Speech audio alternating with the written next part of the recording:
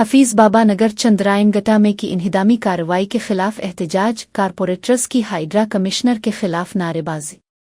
हैदराबाद पुराने शहर के इलाके हफीज बाबा नगर चंद्रायनगटा में की जानिब से जारी इन्हिदामी कार्रवाई के खिलाफ शदीद एहतजाज देखने को मिला। अल इंडिया मजलिस इत्तेहादुल मुस्लिमीन के कारपोरेटर्स सड़कों पर आतर आए और के कमिश्नर एवी रंगनाथ के खिलाफ कमिश्नर मुर्दाबाद के नारे लगाए।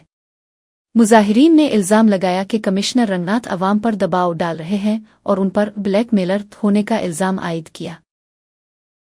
मुस्लिम दुश्मन